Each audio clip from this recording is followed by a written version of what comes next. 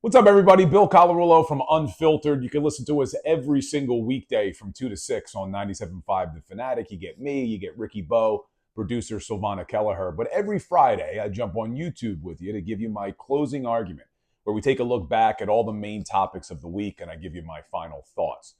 So we got to start with the big news coming out of last weekend, which was A.J. Brown's cryptic tweet. Now, if you've listened to the show, we hate this type of stuff. We hate the rage bait and the drama and all the stuff that gets created. But this was something that had to be addressed. A.J. Brown put it out there. So, of course, it had to be addressed that he was visibly frustrated with the lack of targets. Now, I hated the way he handled it. I hated that he went public with it because now everybody was forced to ask questions. Jalen Hurts is getting asked about it. Nick Sirianni's being asked, does he even want to still be here? Patullo's being asked. But I thought A.J. Brown did the best he could do to kind of put the toothpaste back in the tube, which was he met with the media on Wednesday afternoon at his locker. He spoke for 7 minutes. He took accountability, said he let his frustrations get the best of him. Now, he said he has great communication with the coaches and the quarterback. But what he did say that I agree with, there's nothing wrong with him wanting the football. He wants the football because he's one of the best wide receivers in the league, and he truly believes that he could help this offense get going and help them win football games. So I'm hoping that this is now all behind us in terms of the drama because of the cryptic tweet. But let's just look at the numbers about what A.J. Brown's talking about. I mean, you go back, last year he was hurt the first 2 weeks. Well, not the first 2 weeks. Week 2, 3, and 4, he was hurt. But you go back to 2023. In the first 4 games, he had 43 targets, 29 catches, over 400 yards. That's over 100 yards a game. He averaged 104 a game in the first 4 weeks of that season. This year, he's only got 14 catches for 151 yards. That's 38 yards a game, and all that came in the second half against the Rams. There's been multiple games already this year where this guy's had single digits in terms of receiving yards. I think he's like 10 yards, 8 yards. I mean, it's unfathomable that one of the best receivers in the league is not getting utilized. But is this the week to do it? Because now you turn your focus to the Broncos, and even though A.J. Brown was vocal and he wants the ball, and they're probably going to make this concerted effort to try to get him the football, you look at this Broncos team so far this season, they got a top 10 passing defense. No surprise why. We know how good Patrick Surtain II is at outside corner, but they've also gotten after the quarterback extremely well. They got 15 sacks already in the first 4 weeks. That's number 1 in the entire league. So is this the week to try to get A.J. Brown going? I don't think that it is. I think you got to try to win on the ground with that rushing attack, and you don't want to take any risks going up against Patrick Surtain II if he's going to be the one that's on A.J. Brown. So that'll be an interesting thing to watch. But the other interesting thing to watch that I think this A.J. Brown drama has really distracted from, and we've talked about it a lot on our show, the offensive line. The offensive line is not playing as well as we are used to seeing them play. Landon Dickerson, I don't think he's 100%. He's battling that knee. He's battling that back. Cam Jurgens, I still don't think he's 100%. Lane Johnson has now missed time in 2 different games. He left the Rams game. He had to leave the game against the Bucs.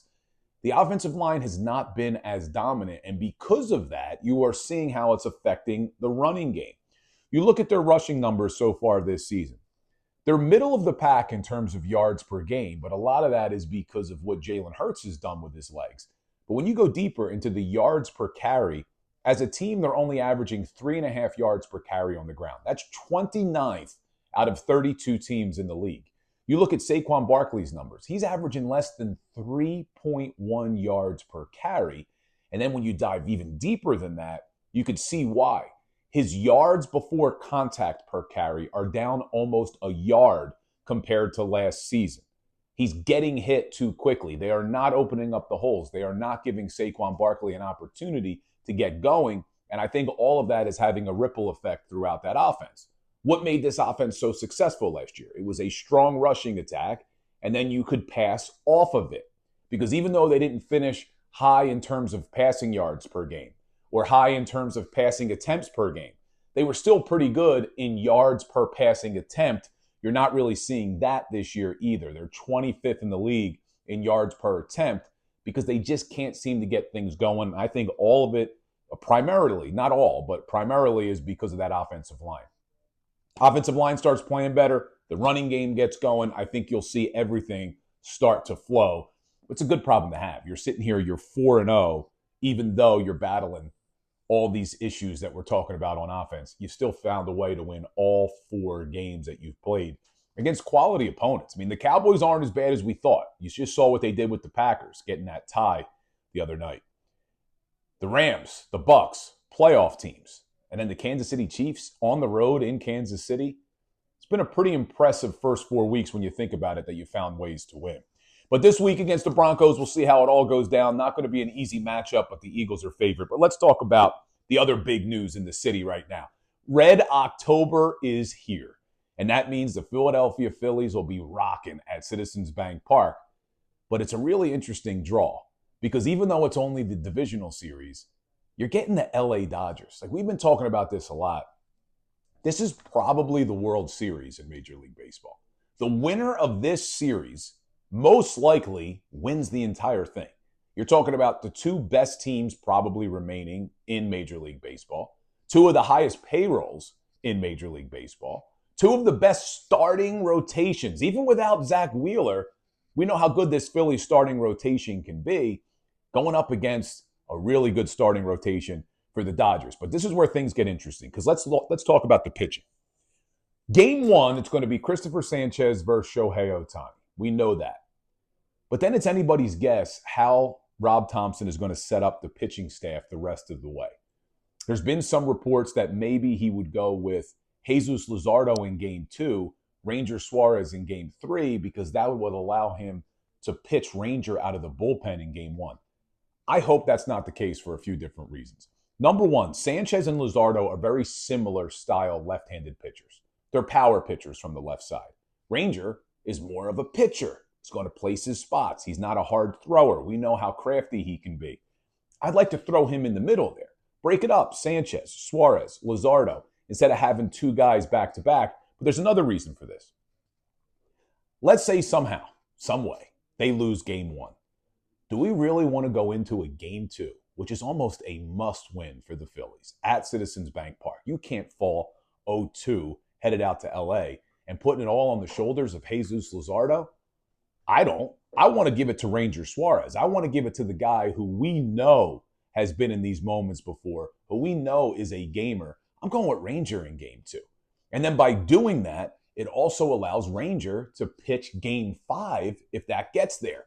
Could you imagine a Game 5, winner goes home, or winner goes on, winner take all that, and it's Jesus Luzardo? Look, I love Luzardo. I got faith in Luzardo. But I got more faith in a guy that I've seen do it, and that's Ranger Suarez. So I think you go Sanchez, Suarez, Luzardo, and then that would allow you to go Sanchez, Suarez for Games 4 and 5. But the Phillies got their work cut out for them because the pitchers that are going for the Dodgers, Shohei Ohtani Game 1, Blake Snell in Game 2, and Yamamoto in Game 3. Now, we had Jason Stark on the show. We have him every single Wednesday. Always good. Must listen. He said that in the month of September, the LA Dodgers pitchers had the lowest opponent batting average since they started keeping track of that stat. They've been pitching really well. But what we also know is as good as these pitchers are, the starting rotation, the Dodgers bullpen stinks. If you've listened to Ricky Bottalico talk about it, they're terrible. So the way to win this series for the Phillies, yeah, you're going to have to get good pitching. Yeah, you're going to have to get good pitching out of your bullpen as well. But you're going to have to get to the Dodgers bullpen. Because when we go back to that series late in September where the Phillies were in LA for that series, they only scored 1 run against the Dodgers starters. And 2 of the starters you're going to see, Shohei Ohtani, he went 5 hitless innings. Blake Snell went 7 innings, only gave up 2 hits, and he struck out 12. But once they got to that bullpen, they were able to take advantage of it because it's weak. They got to do that again. So it's going to be interesting to see how it all plays out. But I hope they have a patient approach. Don't chase. Don't give them easy outs. Work deep counts and get to that bullpen because the Phillies will have the advantage. If late in games, this is a tie game where the Phillies have the lead and you get to that bullpen, Phillies win the game. I mean, that's the way I see this setting up. But you got to be patient And it'll be interesting, too, like who's going to be the X factor in this series for the Phillies? I know everyone wants the big bats to get going, and they have to. I mean, Trey Turner, Kyle Schwarber, Bryce Harper, of course you need those guys going. But it's also going to be what you get from the bottom of the lineup. Like we talk about this a lot on the show as well. You look at what the bottom of the order does in games, and if they're going, you usually win a lot of games. Because if they're able to get on base, they're able to turn that lineup over to get to your big stars, you're going to win a lot of baseball games. So let's hope that continues. And it'll be interesting to see how Rob Thompson sets up the lineup. Because now with Turner back, if he goes back to the leadoff spot, which I assume he will, it allows you to drop Harrison Bader a little further down in the lineup. You got Alec Bohm back at the cleanup spot. Now JT drops a little bit further down in the lineup. 1 through 9, there's no easy outs, which I love. You can't say that about prior seasons. This team, I think, is better than the 22 team, the 23 team, and the 24 team. Now, they proved that in the regular season with more wins than those three teams, but can they go further in the postseason? Well, we're going to find out, and it all starts on Saturday.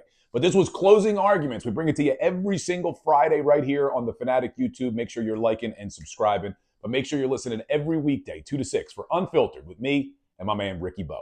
Talk soon. What's up, everybody? It's Bill Colarulo from Unfiltered with Ricky Bo and Bill Colarulo. Thanks for watching. Make sure you're subscribed to our YouTube channel because we post a ton of content. It's not just what you hear on air. We're posting content all day long. We do some things before the show, after the show, even stuff during the show. So subscribe, like, do whatever you got to do. We got all this content coming to you every single day.